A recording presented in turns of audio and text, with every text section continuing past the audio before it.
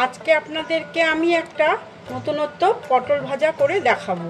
এই যে পটলগুলো আমি গোটা গোটা 1 কেজি 500 মতো পটল নিয়েছি। এগুলোকে আমি ছুলে পরিষ্কার করে নেব। চলুন দেখে নেওয়া যাক কিভাবে আমি এটা করছি। আমি পটলগুলোকে এইভাবে কেটে ছুলে নিচ্ছি।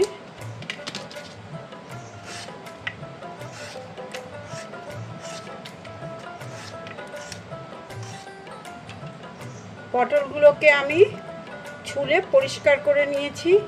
এবার একটা করে ফালি দেব। যেমন একটা পটলকে 2 টুকরো করে নেব।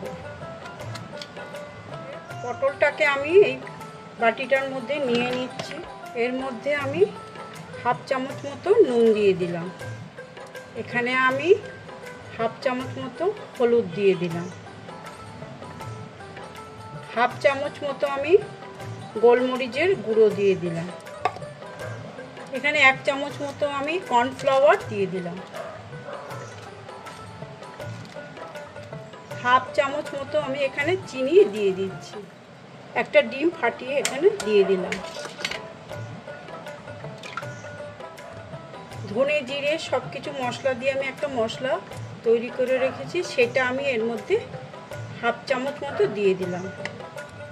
এবং পটলের গায়ে যাতে ভালোভাবে লাগে সেই জন্য আমি হাত দিয়ে এইভাবে মেখে নিচ্ছি।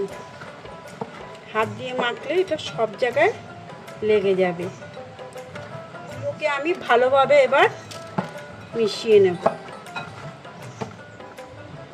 তেল গরম হয়ে গেছে। এবার আমি পটলগুলো একটা একটা করে দিয়ে দিচ্ছি।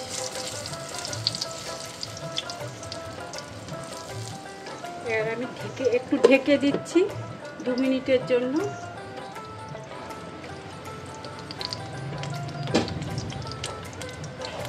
পটলের এই পিঠও ভাজা হয়ে গেছে। দেখুন, এবার আমি এগুলোকে তুলে নিচ্ছি।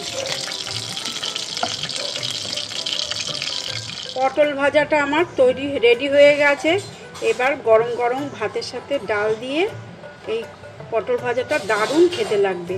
আপনারাও এভাবে বানিয়ে খাবেন, দেখবেন খুব ভালো লাগবে।